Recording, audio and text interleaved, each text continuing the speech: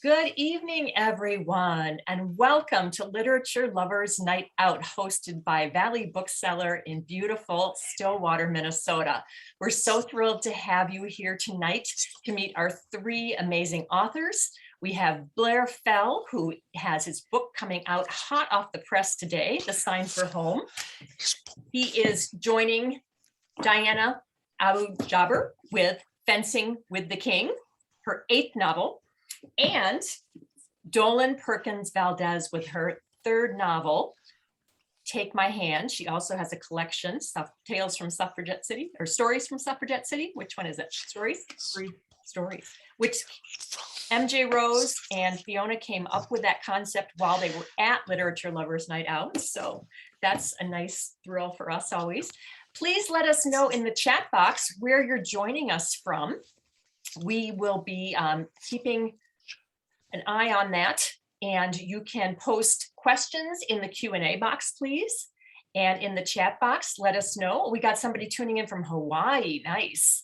My friend from Michigan, we have Florida, New York, Cape Cod, Detroit, Houston. Wow, we are getting the entire country tuning in tonight. This is wonderful. But we're expecting over 100 people, so we'll give everybody just a few minutes to click in. Thank you, everyone, for joining us. Throughout the program, I will be posting shopping links to all the books. All you have to do is copy and paste those into your browser after the program. It'll take you right to the Valley website, Valley Bookseller website, and you can either order the book and have it sent directly to your home or pick it up at the store. And we do have signed book plates from all the authors, and you will get one of those until we run out. So I also want to give a special shout out to Mary Booth and her group of friends. They used to always come to Literature Lovers Night Out when it was a live program. And she messaged me today to let me know that they were all together and gathered to watch it as an event and a party at one of their homes this evening. So we appreciate you all getting together and having your very own Literature Lovers Night Out event in the privacy of your own family room. So tonight, as I said, we're thrilled to have Blair Fell, Diana Abu-Jaber, Dolen Perkins-Valdez present their brand new books. And to start us off this evening, we are going to have Diana first. Blair is, as you can see, signing the program, and he will be signing during his segment. This program is being recorded, and the recording will be posted tomorrow. You'll all receive a link, and that does have subtitles on it. So if that helps you enjoy the program, that will be available tomorrow. Thank you. So let's get started without further ado. So Dolan and Blair, you may turn off your cameras for a few minutes, and we will get started with Diana. All right. Great, thank you, welcome. Diana's joining us from Florida this evening, and she is the award-winning author of 8 books. She has 2 memoirs, 5 novels, of which Fencing with the King is the 5th, and she also has a middle grade novel. Yes. I first encountered Diana and her work many years ago in my very own backyard. I have vivid memories of reading Vogue magazine, and she wrote a wonderful essay in there that I read and was so intrigued by that I immediately went and sought out all of her work, read everything, and I've been reading it ever since. So to have you on the Literature Lovers Night program is a longtime dream, and I appreciate it so much, Diana. Diana was born in Syracuse, New York, to an American mother and a Jordanian father, and her family moved back and forth to Jordan several times, which heavily influenced her writing. Her novel, Birds of Paradise, won the 2012 Arab American National Book Award.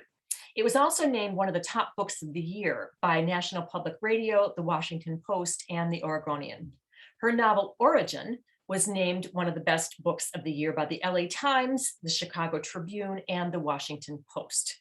Crescent won the Penn Center Award for Literary Fiction and the American Book Award. Arabian Jazz won the Oregon Book Award for Literary Fiction and was a finalist for the Penn Hemingway Award. Her memoir, The Language of Baklava, which is very near and dear to my heart, I love that one, it's been translated into many languages and won the Northwest Booksellers Award. Fencing with the King is the 8th book Diana has written. It just came out recently. It's already garnering rave reviews, and I know that all of you are going to be as enthralled as I am. Diana is a writing and literature teacher at Portland State University and divides her time between Portland, Oregon and Florida.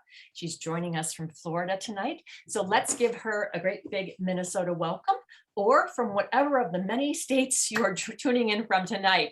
Welcome, Diana Abu Jaber. Oh, thank you. Thank you, Paula. I'm so happy to be here, and many thanks to everyone who came out tonight, to their screen. It's a little bit different, but it's a very cool format, and I'm so happy to be able to be with you all, at least virtually. So I wanted to start by telling you a little something about where I'm from, and a little bit about, well, really where my father is from. When I was 8 years old, my father suddenly moved our family to the Middle East. I had grown up to that point in the United States, but my father was always doing sort of unpredictable things. And it was a lot like he had lived 2 lives, the one before immigrating to the United States and the one after he got here. I was fascinated by this, by the mystery that I saw as inherent in moving between countries. I saw that when you live in different places, the lives that you had before may not come with you to the new place. And if you are the child of an immigrant, you might know their American lives, but you may not know a lot about what went before. So in my father's case, he hadn't meant to stay in America for very long. He thought it was all kind of a mistake that was going to get cleared up someday. But when we did try moving back to Jordan when I was 8, Dad seemed to become much more American, and he started to complain about things and feel kind of alienated and restless. And he tried doing all kinds of things to reconnect. He took us sightseeing and we visited the family. And then one day he packed us into the car, he and his older brother, and my sisters and I think some cousins, we all packed into this little car together and we drove out into the desert. And we got to this place where there were no buildings or anything. There was just these hillsides that were riddled with caves.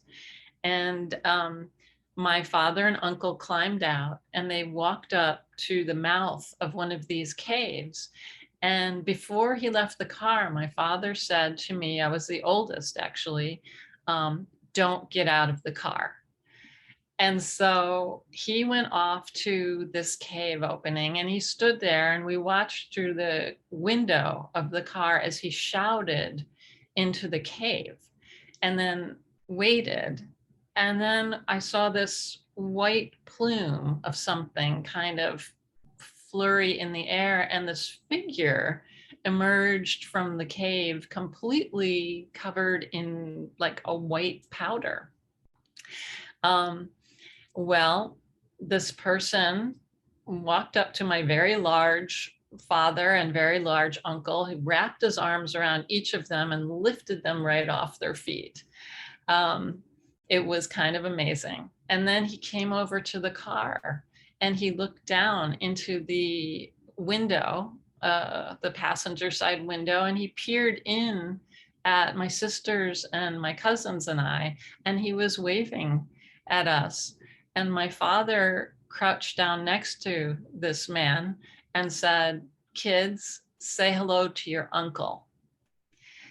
Now, I had never heard of this uncle before, this uncle in a cave. I had 7 uncles that I knew of, and this was a revelation to me.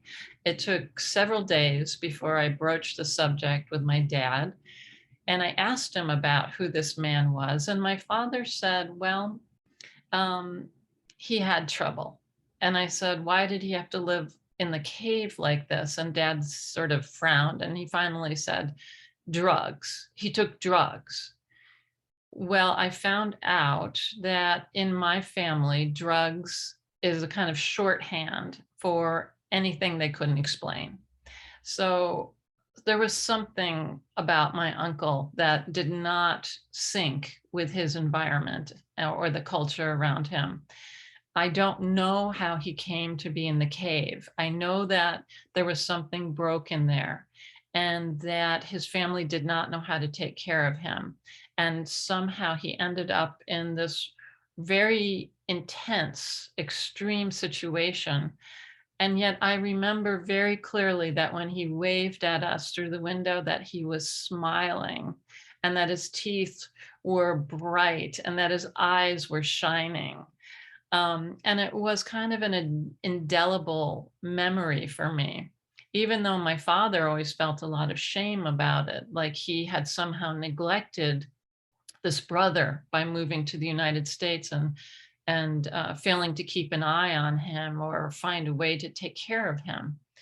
I found out later that what my uncle did was he whitewashed every day the walls of his cave. He was constantly whitewashing the walls, and that every now and then a neighbor would come and take him into town for some kinds of supplies, and somebody would go into the cave and scrape down all the whitewash, and then they'd bring him back so he could start all over again. And when I saw him, I thought he was covered in snow because I had come from Syracuse, New York, before we had moved to Jordan, and I thought a blizzard. It wasn't snow, it was plaster dust. So my uncle, eventually he died in that cave. A neighbor found him and they said he was sitting there with a thread and needle and piece of fabric, cross-kneed, sitting up with a big smile on his face. These are the kinds of stories that I want to tell as a writer. I love to write and to read. I want to be entertained and informed, but I also want to connect with other ways of seeing and other ways of being in the world. I didn't realize as a young person that new stories, new perspectives can actually be considered frightening or dangerous. The story of the person who doesn't fit in some way, the refugee, the changeling, the migrant. This is what modern America is made of, but it's also what we're afraid of. It took me years to come to some kind of idea of how to write, because what I was being taught in school in central New York, it was good literature, it was great literature, but it was a narrow focus. Right? We were learning John Cheever and John Irving and John Updike and white guys named John, I guess. And the stories were wonderful, but they were a narrow focus. I saw nothing that looked even a little bit like my story, the story of a person caught between cultures and identities. I discovered no one talked about my grandmother. She was a Palestinian refugee. She and her mother fled the Ottoman Empire. When she was about 14 years old, they walked on foot from the Hijazi Railway. They were fleeing the little town of Nazareth where she grew up. And she walked 14 miles to my grandfather's farm out in the countryside of Jordan. I didn't understand what a mark of shame that was considered to be in my family. Until I went to Jordan as an adult. My cousins tried to talk me out of writing about my grandmother because in this very traditional Jordanian culture, she was seen as an outsider, as someone who had come from beyond and didn't fit. So for me, Fencing with the King is an attempt to tell a forbidden story. In Fencing with the King, there's a young poet, a young woman, Amani, and she is curious about her father's Jordanian heritage, but she's a suburban American and she doesn't have much of an idea of where her family or father has come from or what they've gone through. So, like many Americans, she's on a journey of discovery. Her father hasn't returned to his home country in 35 years. He never speaks of it. Uh, and then one day, to his daughter's amazement, her father receives an invitation to return to Jordan from the king, King H of Jordan. So Amani ends up traveling to Jordan with her father, and she has access to real insider narratives through her family. And in this way, the cracks begin to show. No one wants to talk to Amani about her grandmother. And when she goes looking for clues, she discovers a mysterious man living in a cave who recognizes her father. Sound familiar? In Fencing with the King, I want to give readers what I think of as a new starting place. I feel like it really doesn't matter what your background is, whether you are, from a Middle Eastern background, you're Israeli, you're Mexican, you're Chinese. It doesn't matter. You don't have to have any familiarity with the Middle East at all. I do think that Americans know that there's been a lot of stereotyping and censorship about a lot of different stories and voices. And we're looking for new narratives and voices to help us enlarge our perspective and push back against the confinement of a larger worldview.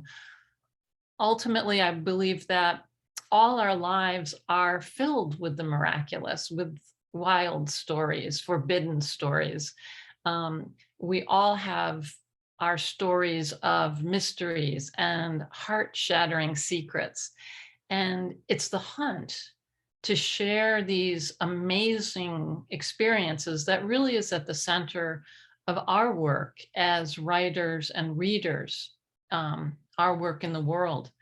So I feel like by telling these stories and reading these books, my novel, Fencing with the King, Blair's novel, The Sign for Home, Dolan's novel, Take My Hand. I'm really excited about my co-speakers tonight. I believe that by reading these books, we take the necessary steps to make the world richer and more interesting and much more exciting. And that's all I'm going to say for now. Thank you for joining me tonight. And I'll send it back now to Pamela. Well, stay on camera, please, because we've had a couple of questions from the audience while you were speaking. Oh, great. I thought this was very interesting. One of the attendees has said that she looked up your book on Goodreads and she seems to think that the story might draw on King Lear, I think she means King Arthur maybe, or the Arthurian fable to explore the power of inheritance. Was that part of your inspiration? It was something that kind of grew out of my writing. I knew that I wanted to tell the story of this knife. The knife is one of the mysteries in the book. It's based on an actual knife in my father's family that was passed down from his grandfather. It belonged to my great-great-grandfather, and my father inherited it, but he had a brother who always wanted the knife. And actually I have it here. I didn't mean to have props, but I got it. Props are good. Yeah, here's the knife. Oh, wow. I was wondering that you answered my question. I was wondering if it was a real artifact. It is a real knife.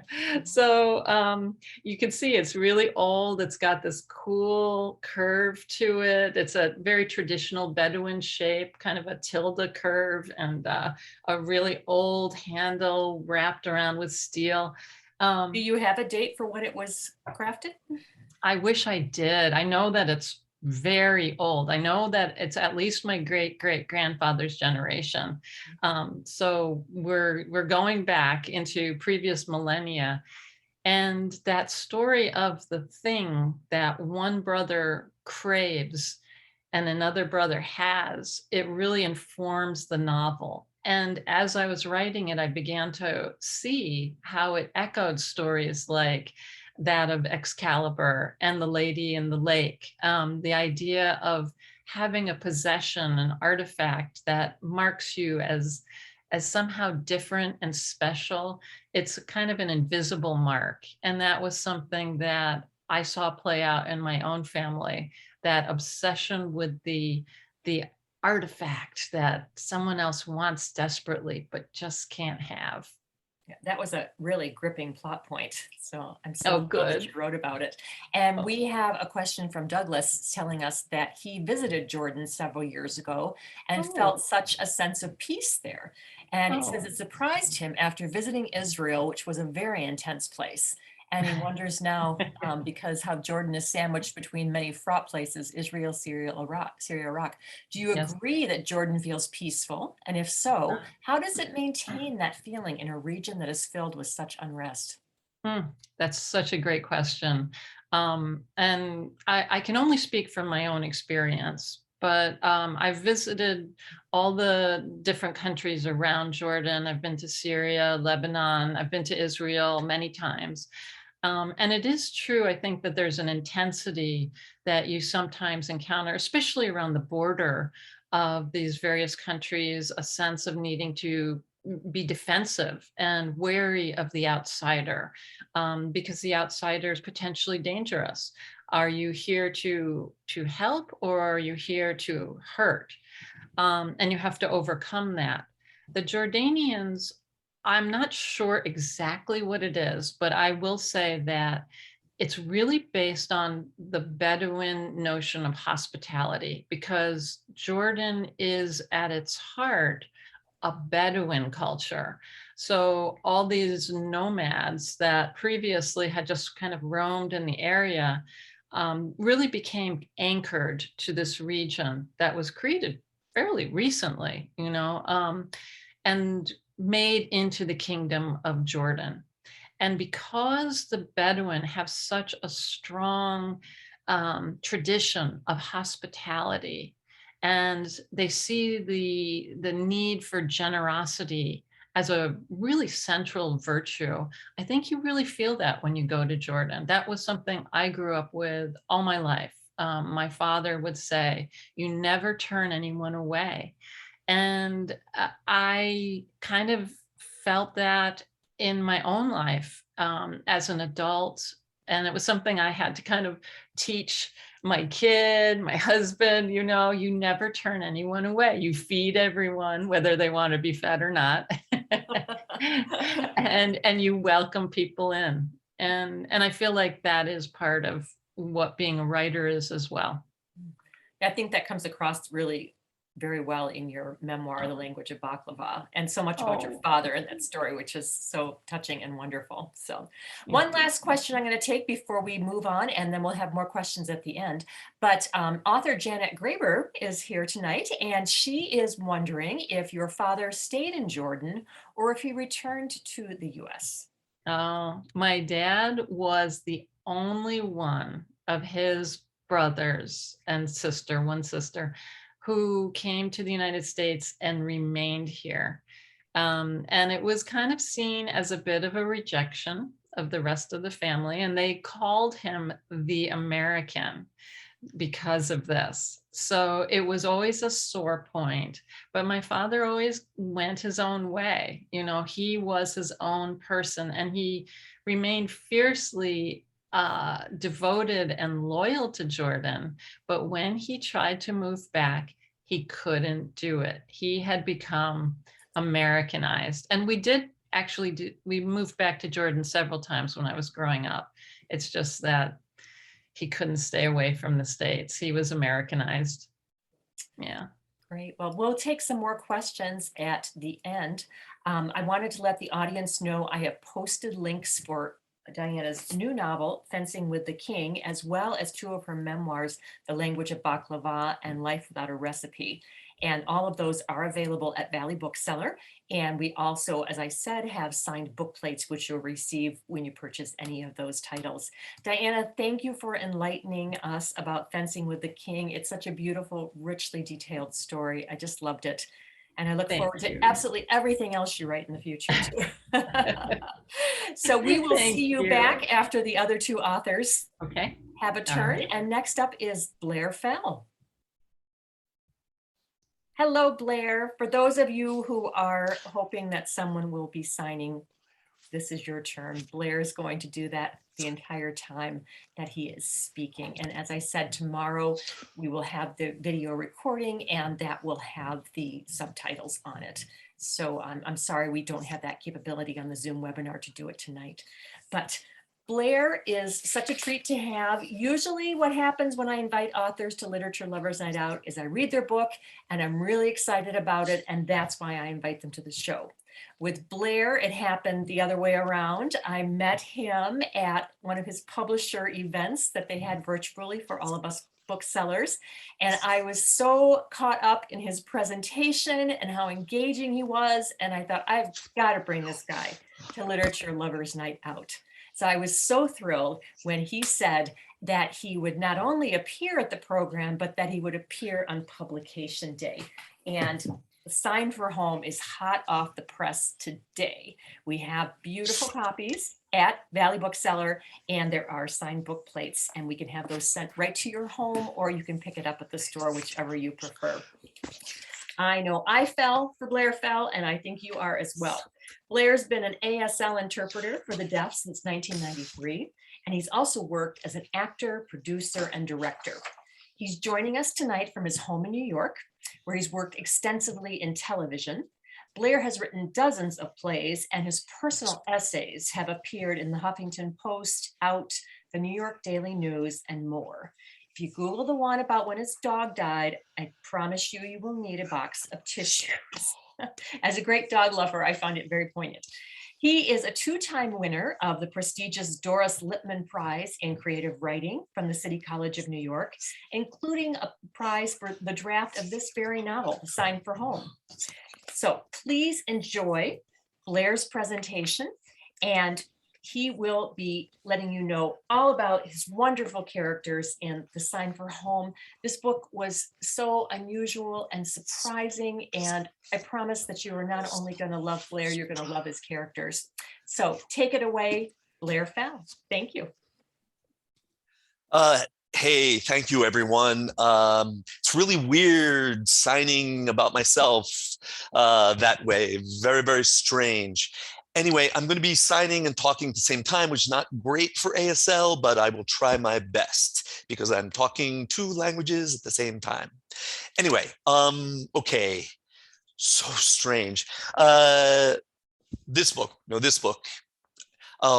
Why did I write this book? I started as a playwright and then for many years wrote plays and TV, but I tended never to write about my experience as an interpreter because it was just, I kept the two worlds separate. My writing life and my interpreting life always separate. And then time went on and I had written for TV in Hollywood, and I moved back to New York City, and I knew I needed to change what I was writing. I didn't want to write plays anymore. You know, I had moved from Hollywood, so I was not going to write for TV anymore, and I started interpreting again. And time went on, and I started like writing like little stories, and then I joined the City College of New York, and I joined this wonderful writing group, and I thought, oh, I'm going to write a play about a deaf person because I had met this deaf guy named, I think his sign name is Russell Harvard. Anyway, I met him and I thought, oh, I should write a play for an actor like him, a deaf actor. There needs to be more deaf plays, etc. Anyway, I started writing this idea I had, and I was like, this is not a play. This is a book, but I don't write books. That's something I just like honor and respect people that write books. I can't write a book, but I just and started just writing. And it was hard. It was a hard book because I had to research. I worked with deaf, blind, and deaf people, but I'm not deaf or deaf blind, just an interpreter that I've done that for like 30 years. So I interviewed like many deaf blind people. I had a really good friend who helped me a lot, like meet other deaf blind people, and they would share their stories about, you know, how and why and who they fell in love with, their love stories, about their frustrations with the world, their frustrations with interpreters. Also, I want to like mention tonight, two of my favorite friends that are deaf are here. M. Torres and Tanya are here, and I love both of them very much. M, one character in the book has her name, but she was like such an inspiration for me. It's the character is not based on M, just I borrowed her name. All the stories in the book are just fake, invented stories because ethically I can't really, you know, borrow stories from life because that my work as an interpreter is confidential. Anyway, I also wanted to write this book because working with the deaf, I also saw, and deaf blind, their frustrations with the world. Like M, you know, went to college. I worked with other people during college classes, and always there's frustrations with teachers not understanding about deafness, but also like making assumptions because maybe their deaf English is a little bit different than regular English. And I really wanted to explore that. And the other thing I wanted to explore is that the friendships that develop between an interpreter and a deaf client. I guess I should tell you a little bit about what the story is about. I have to honestly tell you, I'm a little bit nervous signing and speaking at the same time. And I think just please like interrupt me if I'm like talking too long, okay? Anyway, just the story is about a deaf blind young man named Arlo. Arlo, his sign name is Arlo because he has dimples. Arlo, and his interpreter named Cyril. Cyril, sign name Cyril. Anyway, those two start working together, but Arlo himself, young, really isolated from the world because he's from a strict Jehovah's Witness family, and they don't want him to with the world. But like one summer, he takes a class to improve his writing English. He takes a class, and Cyril is part of his team of interpreters. The other interpreter is a Jehovah's Witness like Arlo.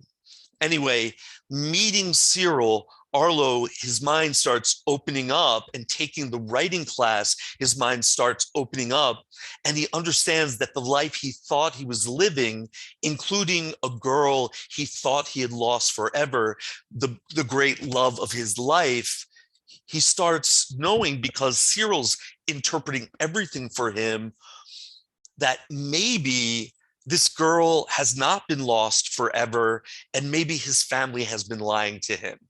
That's the basic story. And it's also about his friendship with Cyril. Cyril himself, like me, is a gay man, is not religious.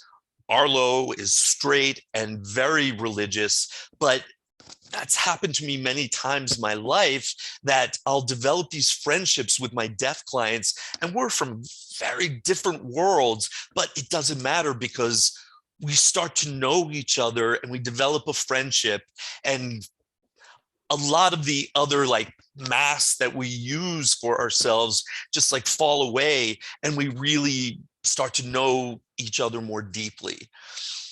Anyway, I'm not sure what else to say about this. It's my first book, which is really exciting.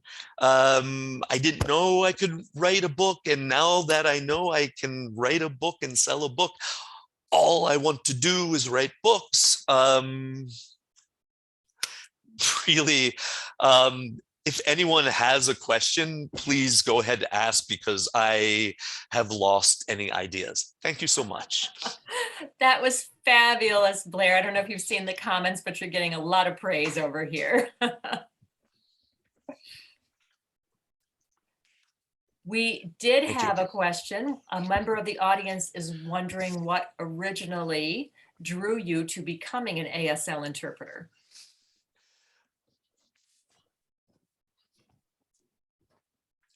Okay, really interesting story. I'm going to give you the short version.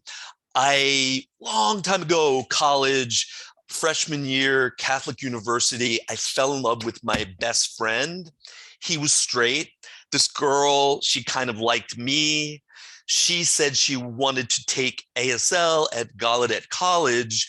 He, the straight best friend, said, "Oh, I want to do that." And I thought, wow, okay, I want to take ASL also because then I can like ride the bus with him and learn ASL and, you know, see what happens. Anyway, he fell in love with her.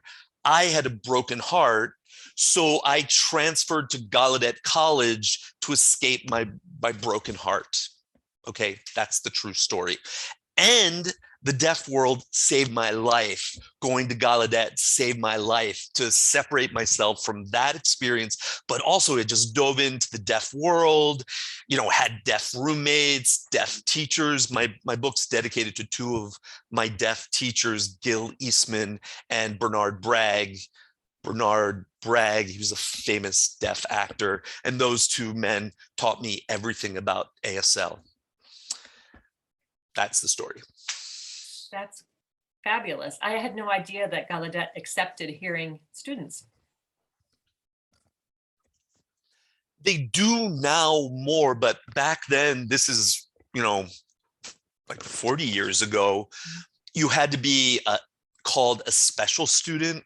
Mm-hmm. So really there was 8 of us special students, 7 hearing and 1 deaf. And she didn't know sign language. She was raised oral. So the 8 of us, you know, went to the college to like live in the deaf world. Interesting, that deaf woman from Minnesota, wrong, Wisconsin. Really interesting because it's like part of like her story I borrowed. And I think it's like also something that other book, True Biz, by Sarah Novick, that other deaf book, talks about when a deaf person first maybe raised oral and they go into the deaf world and they start learning ASL for the first time, it changes their life because they have their own language finally, they have their own culture finally, and it's so emotional. I've seen that happen again and again with my friends that are deaf. Like I know like one guy himself, he didn't have a language until he was 11 years old. But when he went into school, first time learned his own language, it changed his life. And that's part of my book when Arlo, because it like is the present and it also like flashback to the past when he went to a boarding school and he really learned ASL for the first time. He signed before that, but like really like met deaf people and got into ASL and really changed his life also. So I show that in my book also because it's a really amazing thing. It is. And how long did it take you to become fluent?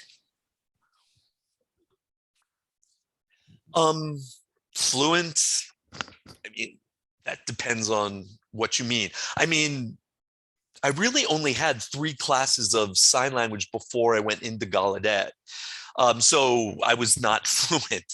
And really, when I thought I knew ASL really well, I didn't really know it that well. It really took many years. Also, like the harder thing about ASL, it's harder, the receptive signing. Receptive, that is harder than signing because everyone signs differently. Everyone like has their own style, their own regional like, you know, dialect. So it really varies and it really takes many years to really understand ASL more fluently. We had a question from the audience wondering about your transition from playwriting to book writing. Do you find one or the other more difficult? And what was the most surprising about making the change?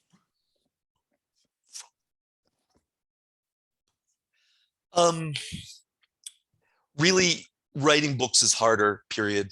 Writing plays, fun. I mean, for me, I wrote plays because I was an actor before, and I thought, oh, great, I don't have to write well because the actors will save my life. You know what I mean? And really, that's sometimes true and sometimes false, because sometimes actors are not good matches for a role, and then the play becomes lousy, and that I really hated that. Like seeing plays, sometimes actors would just be great, and then other times the director or the actor would not understand the role, and I'd watch the play and it was like, ugh, that hurts me.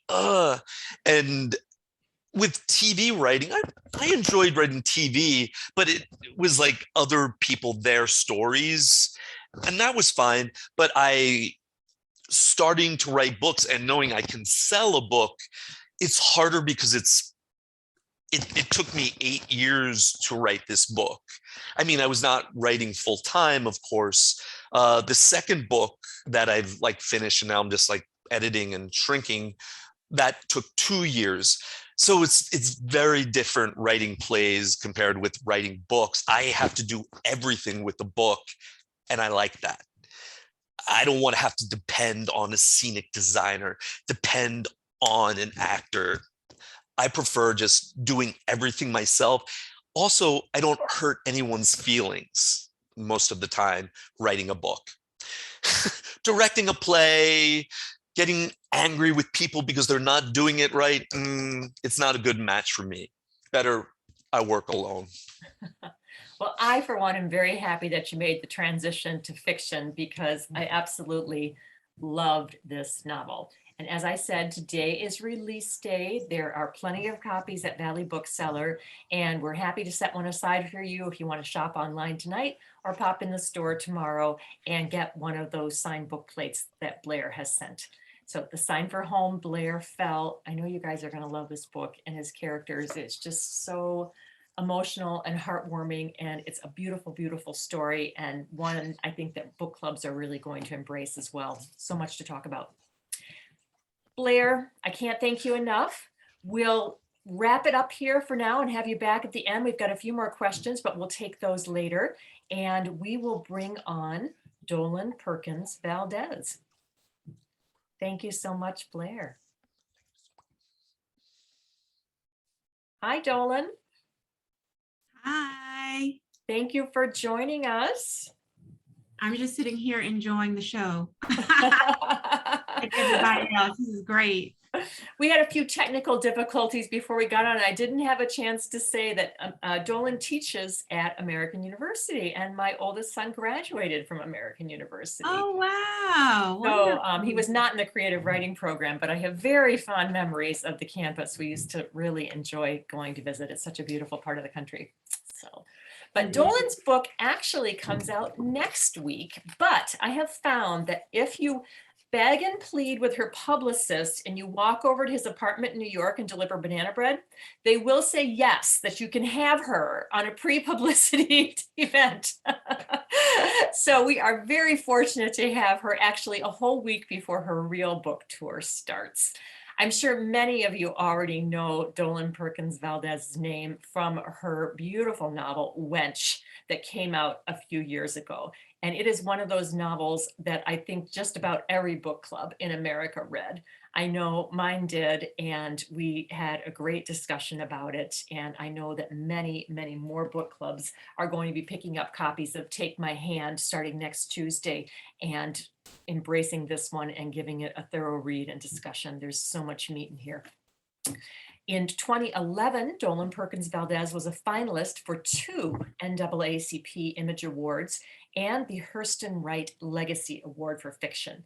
Her second novel, Balm, B-A-L-M, which was published in 2015, And in 2013, Dolan wrote the introduction to a special edition of Solomon Northrop's novel, or memoir, I should say, sorry, 12 Years a Slave, which went on to become a New York Times bestseller and was made into a film. Her novel that comes out next Tuesday, Take My Hand, is being published by Berkeley. Today, it had an incredible review online in the Oprah Daily magazine. And Literature Lovers Night Out is so fortunate to be getting her a whole week early because, as I said, I begged. So thank you, Berkeley. You can order your copies tonight from Valley Bookseller, and they will either be shipped out to you first thing, or you can pick them up next Tuesday at the store, either way. If you purchase a copy of Take My Hand or Wench, which we also have in stock, you will receive a signed book plate that Dolan was very gracious about sending them. Right now, Dolen Perkins-Valdez is the current chair of the board of the Penn Faulkner Foundation. And what's even more amazing I found about her is that on behalf of the foundation, Dolen has visited nearly every single public high school in the District of Columbia to talk about the importance of reading and writing. What an incredible gift to the community. In addition to her work as a novelist, she's currently the associate professor in the literature department at American University, and she lives in DC with her family. Let's give a great big Literature Lovers Night Out welcome to Dolen Perkins-Valdez. Thank you. Well, thank you, Pamela. I think I speak for all of us when I say you are a force of nature. Okay, like you are like the wind corralling us together, and I just feel you all the way here in rainy Washington, D.C. So thank you for the invitation. It has been wonderful to sit here and enjoy this book night while my kids are off in another room. I had to race and cook dinner right before I jumped, threw some lipstick on and turned on my laptop. So it's great to have a night to, really a night for me to be with you all. We're all literature lovers here, and this doesn't feel like work at all. So thank you for the invitation. I really enjoyed listening to Diana and Blair. It's hard to follow them, and I'm gonna try. I just got finished copies of the book, and it's wonderful. It took me 7 years to write, and this is my third novel, as Pamela mentioned. It never gets old publishing a book. It feels really, really good. You always feel like the next book is not promised, whether it never gets done or whether it doesn't sell or whether you don't live to see it, so it's always a moment I cherish to have a book coming into the world. And I cherish it because I get to talk to you all. I get to talk to readers. I get people email me. I go to book events. It's a way for me to connect with people. And as introverted as I am, I do love connecting with y'all and talking to y'all about these things. I am originally from Memphis, although I've lived in DC now for over 20 years. But I'm originally from Memphis. My mother and my dad are also from Memphis. They grew up in the same neighborhood and went to the same high school, even though they didn't know each other back then. My southern roots are really deep. My grandparents on both sides were from the Tennessee, Mississippi area. As you know, Memphis is on the border of Tennessee and Mississippi. And my dad went to Tuskegee, and he graduated from Tuskegee Institute in the late 1960s. He went down there on a football scholarship. He had told me when I was growing up, he had told me about the Tuskegee syphilis experiment and how over a course of 40 years, the government had run this program where these men had enrolled as subjects, some of whom had syphilis, some of whom did not. And they were told that they were coming onto the Tuskegee campus to receive treatment, but they actually weren't, even though penicillin had been available since, before World War II. So the men were not treated. Some of them died from syphilis. And then after they died, their cadavers were autopsied for further study. So I knew a little bit about that. And, of course, he had told me about the Tuskegee Airmen, which was something that was a more prideful story. But I didn't know about some of the history about Alabama regarding women. And, I'll say that when I was growing up, I come from a religious background. My grandfather was a preacher. 3 of my uncles were pastors. To this day, my mother fusses at me for not going to church on Sunday. And when I go home to visit her, I have to take her to church. And so that's just, part of my family culture. And after church on Sundays, we would often go to dinner, and there was often a lot of storytelling. And I remember that a lot of the storytelling was dominated by men, really about male experience in the South. And I was still enthralled by those stories. And I remember looking at my grandfather, hearing some of these stories that he had gone through in the Jim Crow South. But yet he would put on a hat. In those days, men always wore a hat when they walked out, and he would put on that hat, and he'd put on his suit and tie, and he'd walk out the door and go to work and, go through his life with such dignity. And he was just a very kind man. He was never a bitter person. And so I always found that remarkable, that my grandparents were such kind-hearted people and such loving people to everyone they met. And so, but I think growing up, I really wondered about women and what were the women's stories and what had women gone through. And in my first book, which is set in 1850s Ohio, it is about these enslaved women who are taken up to a resort with their enslavers. I wondered about why those women didn't try to escape. Why did they return south? What were the kinds of obligations they felt to family to go back? And in my second book, I was looking at that time after the Civil War when families were rebuilding. I knew that women were often left without husbands or fathers because so many men succumbed to wartime related illnesses. Most of them, it was wartime related illnesses rather than being killed in the heat of battle. And so I wondered about how women were rebuilding. I'd read about some of these white women mediums who traveled the country and professed to be able to talk to the dead. Mary Todd Lincoln, Abraham Lincoln's wife, often had a medium in the White House to talk to their dead son. So I was curious about how women, both Black and white women, were trying to rebuild after that war. And in this book, I began to learn about the ways in which women of color have historically been sterilized in this country without their consent. And I learned about these 2 little girls, Minnie and Mary Alice Relf, the Relf sisters in Montgomery, Alabama, who at 12 and 14 years old had been put on birth control by a federally funded planning clinic, and then had gone to and had been taken to the hospital and had a tubal ligation. Their parents were illiterate and did not understand what was happening. And the case, the sterilization was discovered by their social worker, a woman by the name of Jessie Bly. Jessie Bly is still alive. I went down to Montgomery and I called her. She didn't know who I was. And I explained to her that I wanted to take her to dinner.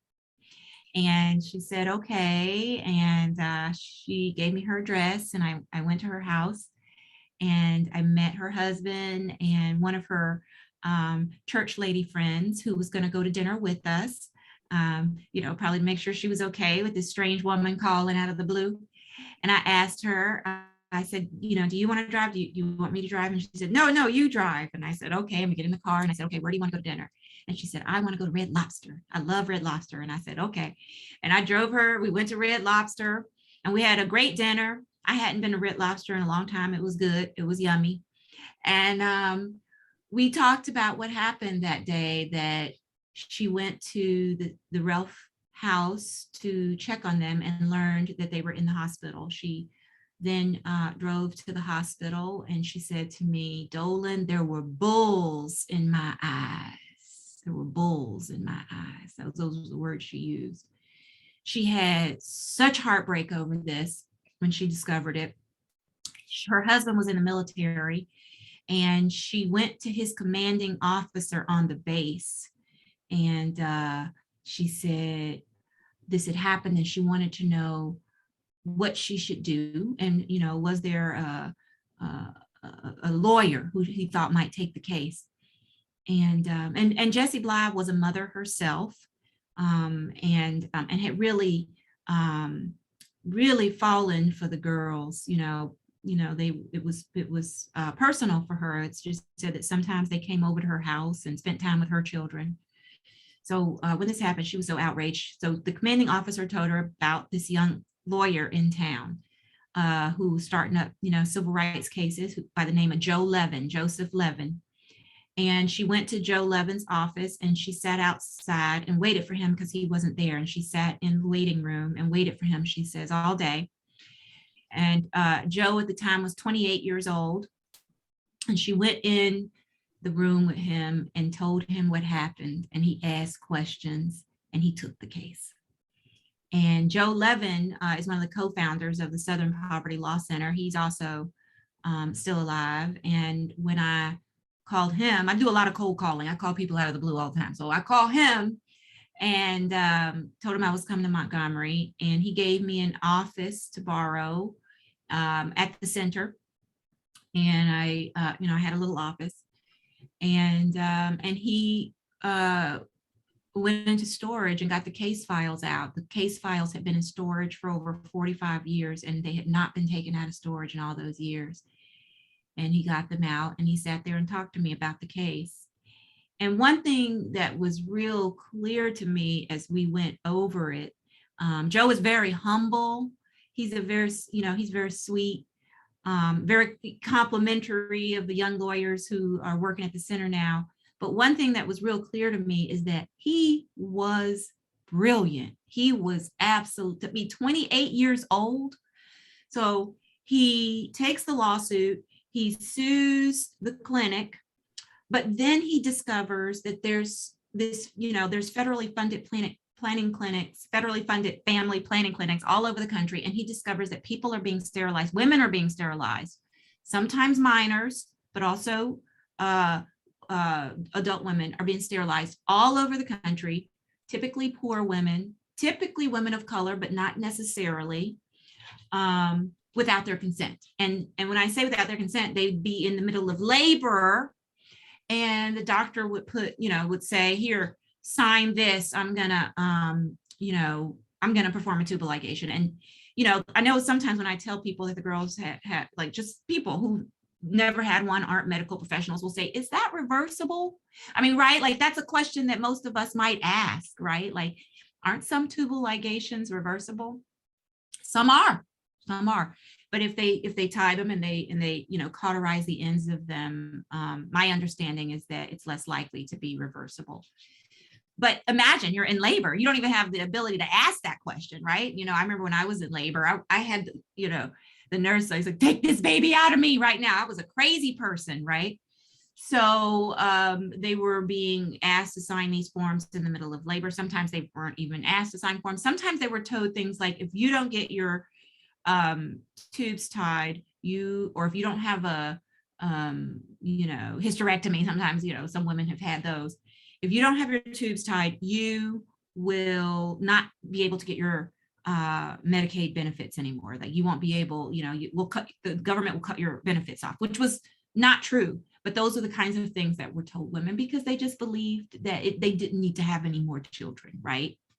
And so when Joe Levin discovered that this was systemic, he then dropped the lawsuit against the clinic in Montgomery and sued the federal government. The plaintiff in the case that went to federal court in Washington, D.C.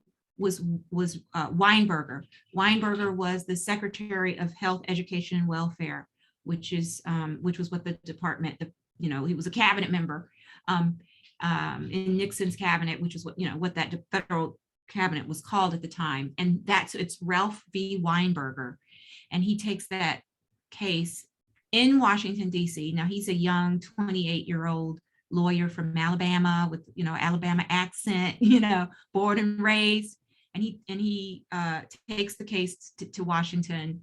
A law firm in Washington gives him some, office space to use. And he takes that case to federal court and he wins. It is just an amazing story. Meanwhile, Jesse Bly is back in Montgomery trying to deal with the fallout of what had happened with those girls. Now, when I started to research this, I was looking in the Montgomery Advertiser, which is, of course, the local paper in Montgomery. And I saw this quote: when the original lawsuit went up against the clinic, there was a head nurse there, a woman with the last name of Dixon. And they asked her, somebody in the press asked her, how was this allowed to happen? And her response to that was, well, all 8 nurses who work in the clinic are Black. They wouldn't have hurt those girls.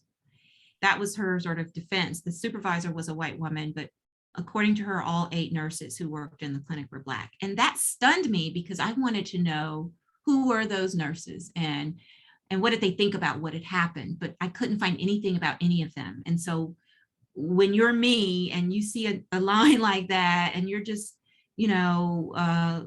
nosing around in the archive, there's your book. To me, it was I had to know what it was like to be a nurse working in that clinic, having those patients get sterilized under your eye. And one thing that occurred to me that was a possibility is that, to be a nurse, you had to go to school, you had to be educated. Probably those nurses were a little bit more educated than the patients. And I began to think about Black class dynamics in the South.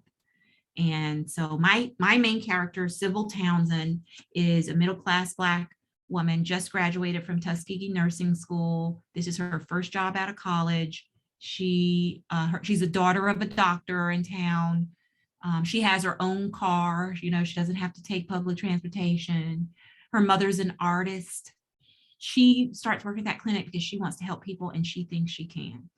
So she has to learn a very, very valuable lesson about what it means to help people and how we have to really pay attention to what people actually want and need from us rather than us sort of doing that without including them. So I'll stop there and let Pamela come on in. Oh, thank you for that, Dolan. If I were you, that research sounds so fascinating. I don't think I ever would have got around to writing the book. I would have just kept digging further and further. It's unbelievable. And the fact that nobody else had uncovered these files until you went in there. Right. That was amazing to me, that those files had not been touched in 45 years. And when that case came out, I am not exaggerating, it was in every major newspaper in the country. I mean, just New York Times, Chicago Tribune, Washington Post, and it's just coverage after coverage after coverage, and then nothing. Yeah. But of course, we're seeing echoes of that today when you read the newspaper about poor, marginalized, and immigrant women who are also being sterilized without their consent. We have a question for you from Arlene. She is wondering about, what did you find the most challenging when you were writing Take My Hand, and what was the most inspiring? I think, anytime you're writing historical fiction, the most challenging thing is getting into the time period. My first 2 novels were set in the 19th century. I didn't think this was historical fiction. And then my teenager says to me, oh, you're talking about way back in the 1900s? She made me feel so old. And I realized it did take a level of research. It did take a level of understanding what it was like to live in the Deep South at that time. So it's challenging to get into the mind of someone who doesn't have the media consumption, for example, that we have, right? Everything's moving a little slower. People are waiting for the paper. There's a morning paper, there's an afternoon paper, all those things we take for granted. I was telling my students the other day, when I was young, we didn't have call waiting. I don't know if y'all remember, you could call the operator who could interrupt. If you had an emergency call, you could say, I'd like to interrupt because the line is busy and I need to get through to mama.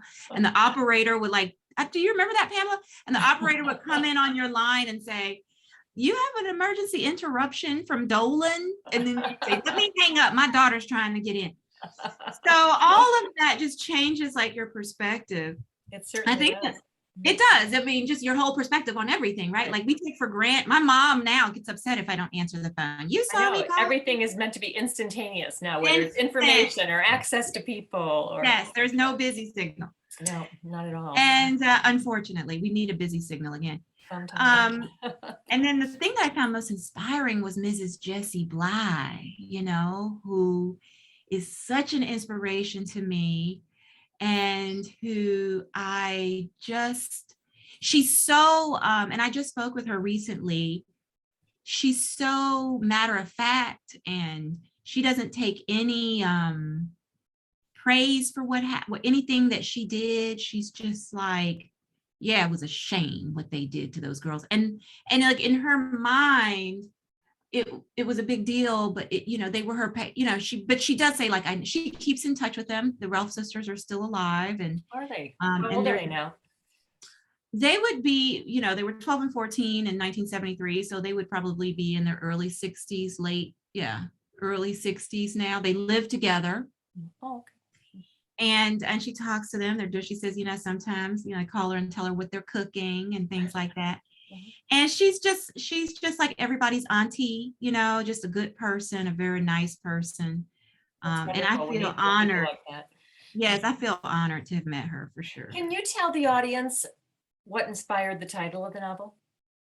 Well, the book was named by, my publicist, Craig Burke. We were going through a million titles. And I learned a long time ago that I am not the best person to title my books. I mean, I would like to think I am. And I know a lot of us writers think we are. I was open. And one day Craig said, but I wanted something kind of capturing the moment, capturing the South.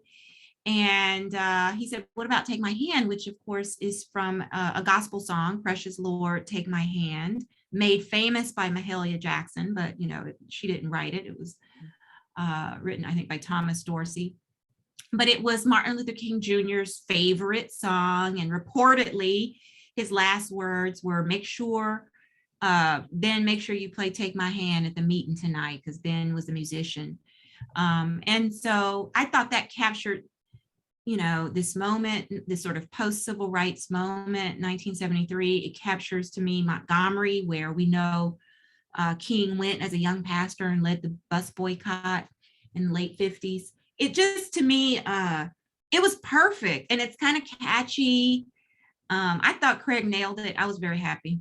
I think it's a perfect title for your book. Yeah. Mm-hmm. On that note, I'm going to invite Blair and Diana back to join us here. You can turn your cameras back on, everyone. Thank you. So I'm going to run through, and I just posted links to all the books again so that you can easily copy and paste that. And I'm going to go through and take a couple more questions for each of you. We're running a little bit over, but it's also interesting. I don't want to wrap it up till everybody gets their questions answered.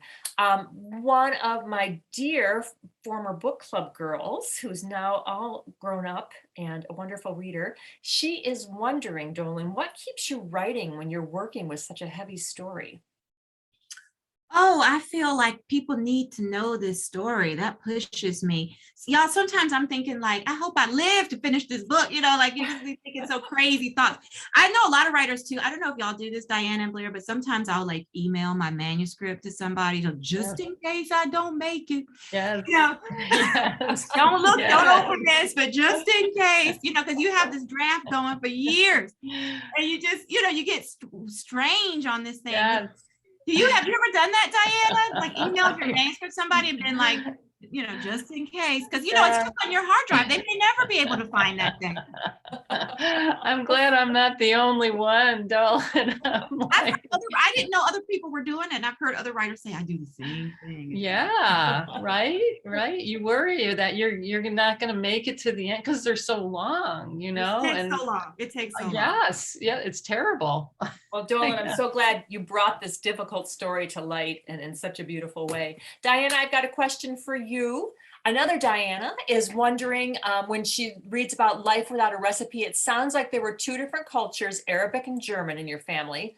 Is this similar, do you think, to growing up as a deaf person in a hearing family? Oh, what a cool question. I love how that ties both books It's together. so interesting. And I think it makes a lot of sense. I mean, I have people tell me that they're not necessarily from a Middle Eastern background, but they connect with the book because they know what it feels like to try to come from another perspective, a really different perspective. And I just learned the term third culture kid recently. Yeah, I had never heard that before. And it's this idea that if your parents are from a different culture or a really different experience than you're being raised with, that you have to create a third culture as a child. You have to create like your own identity, basically. And that really spoke to me. I think anyone who has ever felt disenfranchised or sort of on the outside for whatever reason, they can connect to that it's the same dynamic. I feel like I have more in common with someone who has some kind of a different background than I do with someone from a Middle Eastern background. It's that experience of being different from the previous generation, but different from the immediate mainstream culture that puts you in this funny place. Great answer. Thank you. And Blair, I've got a question for you from Douglas Stewart, who I believe is the Douglas Stewart who wrote Shuggie Bain. We should all be starstruck if so. He is wondering how you work with deaf blind people as opposed to deaf people. And of course, your character Arlo is both deaf and blind in the novel. So maybe you can address that and let people know how that's different. Sure. With deaf people, when I sign, what I'm doing now is for deaf people. I'm interpreting for deaf people this way. With a deaf blind person, there's various approaches, but the approach that I mostly have worked with deaf blind people is tactile. So I sign, their hands are on top of and they're feeling the signs.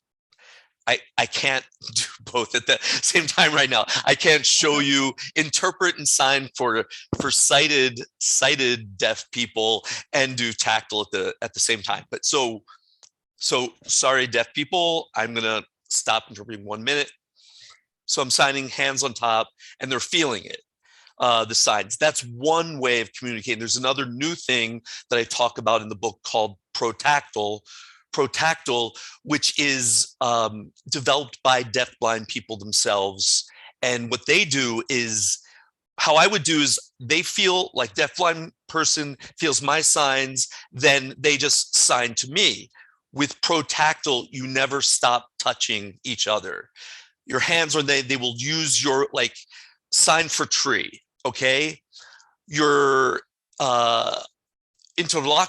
interlocutor maybe will use your hand as the tree, and then they will climb up the tree and cut the tree. And so using both bodies in the language, that's protactile. Tactile is what I use most of the time for my deafblind clients. And that's the character Arlo in the book, is deafblind. Has something called Usher syndrome, born deaf. And then through his life, he starts with night blindness, and then he gets tunnel vision until he can only see like this amount. But there's various ways Usher syndrome like manifests itself. You do a beautiful job in the novel of explaining how you both sign and the tactile signing. Absolutely fascinating. So It's 8:15. I think we're going to have to wrap it up, although I'm sure our attendees this evening would like all of you to go on forever. I've enjoyed this program so much, and I hope everyone that tuned in tonight has enjoyed it as well. I want to thank Dolan Perkins-Valdez, Diana Abu Jaber, and Blair Fell for joining us this evening. All of their beautiful books are available at Valley Bookseller, and we thank you for shopping at your local independent bookstore and supporting us so that we can keep coming back to you with more of these programs. We will be back for our last virtual program on May 5th, and then followed by 2 live programs in June and July. We're so excited to see you in person again. That's going to be really fun at the Zephyr Theater in Stillwater. So please check either the valleybookseller.com website or lit-lovers.com, and you can see all the exciting things coming up. But I just want to say a huge heartfelt thank you to all 3 of the authors tonight. I am so grateful to you for sharing your time and your wonderful words with all of us. These were 3 novels that I was just fascinated with, and I'm so happy that we were able to bring them to the literature lovers audience. So thank you one and all. You'll all receive a link for the recording tomorrow. And as I said before, that will have subtitles on it if you would like to read the program. Thank you one and all. I am so grateful to you. Big round of applause. And it's right. We will see you next month, May 5th again for the next virtual program. In the meantime, go forth and shop. We have signed book plates. Fill up those Easter baskets. If you're celebrating Easter with books, it's better than candy, or you can have candy and books, even better. But a book is always a perfect gift, and a signed book is an even better gift. So thank you very much, Blair Fell, Diana Abu Jaber, and Dolan Perkins-Valdez. Thank you one and all. I am so grateful to you. Have a great evening. Happy reading, everyone. Bye. Thank you. And this program, you will receive a recording tomorrow. Thank you and good night.